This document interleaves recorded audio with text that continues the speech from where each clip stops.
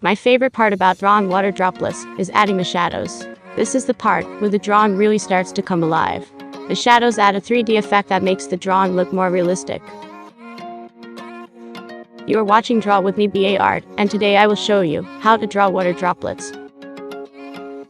We will first gather a few materials. First, you will need an HB pencil, a 2H pencil, and a 6B pencil, graphite powder and a kneadable eraser, blending stumps or Q-tips, and a white gel pen. We will start by drawing an outline of the water droplets. The outline is drawn with a 2H pencil. I am drawing the outline as light as possible, so that when I add shading, it will look as realistic as possible. Next, we will shade the water droplets using the graphite powder. You can see that I have already shaded some of the droplets. I will come back to that and show you how I shaded them.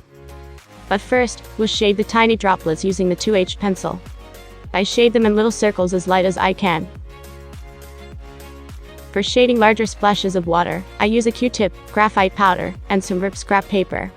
I am using some leftover graphite powder for my last droplet to shade the next one.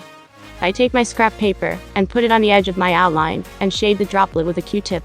You can even take the ripped side of your scrap paper and put it over the edge of a droplet that looks too smooth. Erasing over it will create a more rigid edge. Next, we will create a light spot in the middle of all of the droplets. I do this with my kneadable eraser.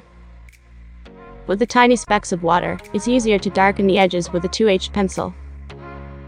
Next, we will blend the darker edges with the lighter middle, using either a blending stump or a Q-tip. Then, we will create the shadows for the droplets. We will start by adding a thin line on the side of each droplet, using the 6B pencil. Make sure to determine where your light is coming from before adding the shadow. In my drawing, the light is coming from this way, so the shadow should be on the opposite side. Next, we will blend the shadow with a blending stump. How long you make the shadow will depend on how big the droplet is. For bigger droplets, I make the shadow longer, and for smaller droplets, I make the shadow shorter. Now, we will take our white gel pen and add shine to the droplet. I like to add shine to both sides of the droplet. The side where the light is coming from will have a large shine spot, and the side where the shadow is will have a smaller shine spot. I also like to make light rays bounce off of the droplet for a more realistic effect. Lastly, I take my HB pencil and lightly shade around the shine so that the shine will pop out more in the drawing. I shade as light as I can because I don't want to leave any pencil marks behind in the drawing.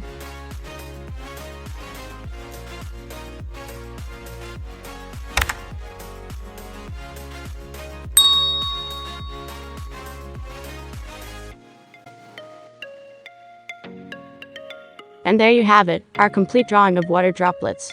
Thanks so much for watching, and I will see you in the next video.